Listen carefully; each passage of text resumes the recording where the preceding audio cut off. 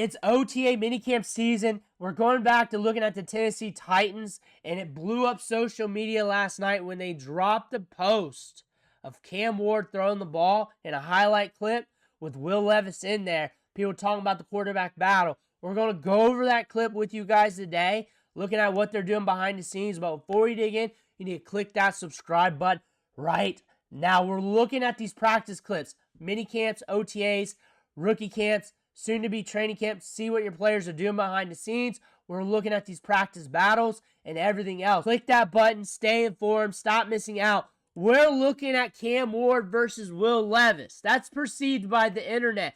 We're going to talk ball around this, talk about how that's pseudoscience, but it's a 16-second clip. We're going to loop this and keep talking ball. But here we go. Slow-mo, getting the ball out there. We got some other clips mixed in. The shot of Will Levis. That's what blew things up. Will Levis is still there. Will Levis is still there. We got some Tony Pollard. That's exciting to see. We're excited to see the band back together. But Cam Ward, there's no analysis from this clip. There's nothing outside. You get to see a shot of your players. It's like a movie trailer. But going back here, Will Levis. Will Levis here. We're looking at him. This is what blew it up on social media. Everyone saw Will Levis and realized, hey, he's still there. There's not a quarterback battle. There's not a quarterback battle, guys. There's just not. Cam Ward is just going to take Will Levis's lunch. He's just here to just take his lunch. There's no quarterback battle. Ward's a way better prospect than this guy. This guy. If you didn't even watch these guys play in college, just go to Pro Football Reference or College Football Reference, whatever it is. Look at the stats or the ESPN stats. You can just look at that in the game logs. Just do that. It'll hit you quick. It'll hit you quick on these two players. It'll hit you quick. You'll figure it out real quick just by looking at that.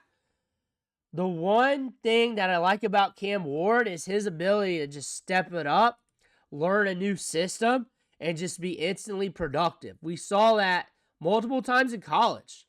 From FCS to FBS to Washington State, from Washington State to Miami. So that is an indicator we're going to do that here. And we also shown that we're accurate. We can play off script. We push it downfield. We're assertive. Will Levis has a strong arm, and that's pretty much it. He really didn't do much at the college level. And then at the college level, out towards the draft, a big part of his analysis was excuses why he didn't have much around him.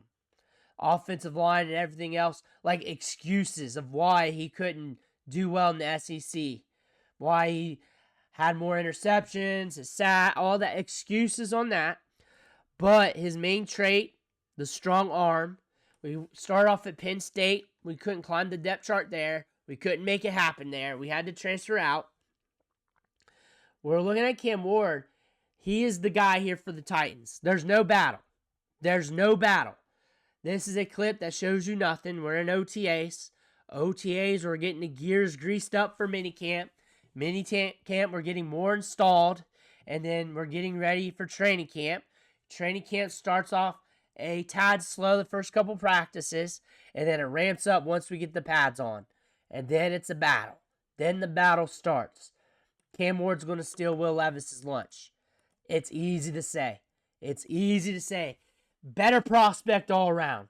Will Levis has shown himself at the NFL game. He showed us what he is. He's not a top flight prospect. He hasn't been able to get it done. Cam Ward's going to get all the opportunity to be able to be the guy. Should be able to be the guy. He will be the guy unless something drastic happens. I just don't see that portraying out that way. I believe he's actually kind of underrated. Now, if you're here for fantasy football, a lot of people come for fantasy football on top of this because that's what I mainly do. If you're looking redraft, for that context, he's a flyer. Flyer due to being a rookie, circumstances with Titans, everything else, with the rankings. When you're looking at Dynasty, Superflex values up there due to him being the first player off the board, QB1 in the draft, everything else like that, and you're just spraying those Superflex chips. And it really depends on how your league and how you value the quarterback position in Superflex. Some people have him as the 101 of Genty. Some people, but that tend to be more talk during draft season because I haven't really seen many drafts with that. However, the super flex positions like pulling teeth. However, if you're looking at one QB, you're really playing the board and you're playing the running backs. Once the running backs are out, once your tiers are zapped up, tier A, top of tier B range, now you're looking at the quarterback position. Should be somewhere second roundish, one QB. Someone's going to pull the trigger. Once they're done with the running back position, and usually once the running back position's done, the wide receiver pool is thinned out a bit, and next thing you know, you're wondering where to go, and then it's usually Cam Ward, and then it's usually the quarterbacks. But I suggest zapping up them running backs first. Get your guys there, and then play the values at wide receiver, which is going to happen rather quickly in rookie drafts. And then one QB, you can look at Cam Ward. That would be my overall macro strategy, macro analysis. And then super flex, it just depends on how you value the quarterback position. It really depends on that. Some people are over the moon. Some leagues are over the moon. It's like pulling teeth. Some leagues, it's more liquid, more fluid. Analyze your league. Analyze your trades.